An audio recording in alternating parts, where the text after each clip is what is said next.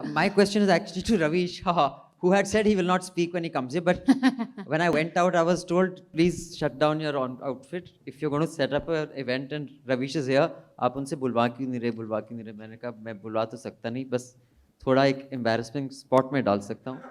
तो मैंने डाल दिया. मुझे बहुत बाहर गालियाँ पड़ी रविश. तो लेगेसी मीडिया से आपने क्या सीखा है? और आपने क्या सिखाया है? और आप कब या तो अपना लेगेसी आउटफिट शुरू करेंगे, क्योंकि रवीश अब serious question is become a brand by itself, या फिर आप कोई अल्टरनेटिव मीडिया करेंगे या फिर इंस्पायर करते रहेंगे लोगों को? नहीं, ऐसी बात नहीं है. Thank you. नहीं, अच्छा है. मैं आप सभी की बातें सुन रहा था.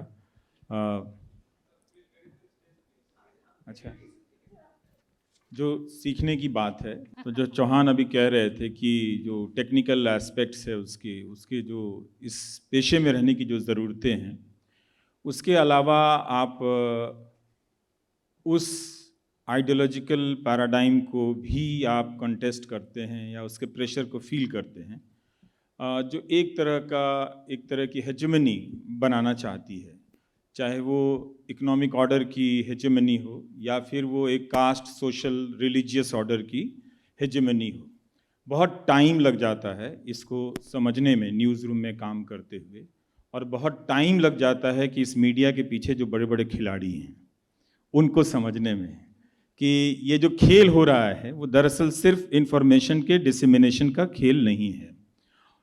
इसके ज़रिए कुछ और हो रहा है जो अपने तरह की वो कंजर्वेटिज्म को रेनफोर्स करते हैं, और जो भी वो चेंज को डिफाइन करते हैं उसी कंजर्वेटिज्म के भीतर ही, उसी दायरे में वो उसको पुश करते हैं कि हाँ ये थोड़ा सा चेंज है. दरअसल दो अंतर आप देख सकते, मैं अपने यहाँ मित्र से कह रहा था कि जो चौहान बोल रहे हैं और जो दूसरी तरफ से जो आवाज़ आ रही है उसमें बहुत अंतर है. जो दूसरी तरफ से जो नॉन चौहान आवाज़ है वो एक तरह से वो कॉरपोरेट का एक लैंग्वेज है उसको बोलने का, जिसमें हर कुछ ठीक लगता है और होता हुआ दिखता है.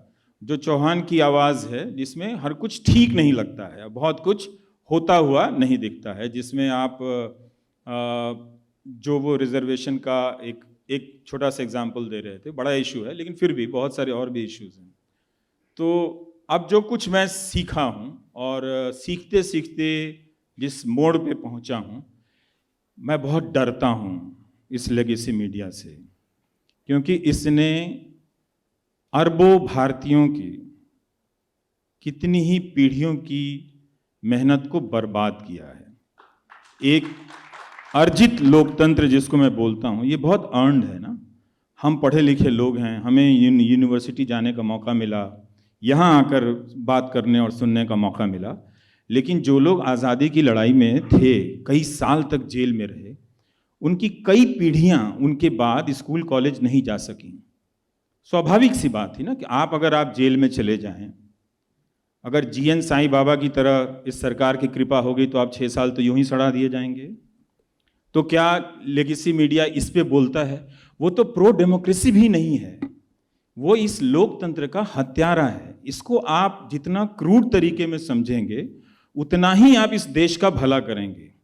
ये बात मैं किसी प्रतिक्रिया में नहीं कह रहा हूँ, ये बहुत साल लग गए इस बात को समझने में कि पब्लिक के कॉन्शियंस को, उसकी चेतना को खत्म करने का ये माध्यम है.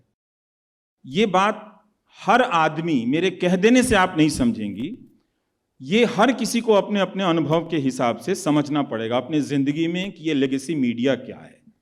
ये अब फुल फॉर्म में आ गया है क्योंकि इसका कंट्रोल बहुत ज़्यादा है, और इससे कोई फर्क नहीं पड़ता कि मॉर्निंग कॉन्टेक्स्ट है या फिर शुद्रा चैनल है या अंबेडकर चैनल है, क्योंकि इसके पास इतना पैसा है. अभी भी ये एक इकलौता प्रोफेशन है इस दुनिया का.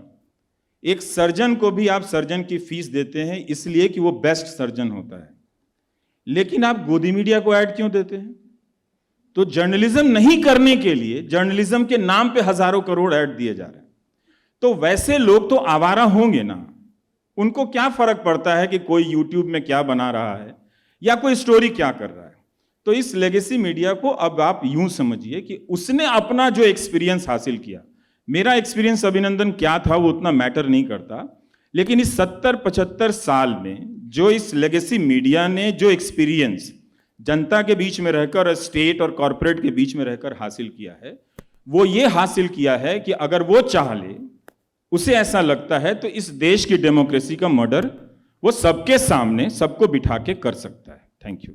बाकी का जवाब भविष्य में है।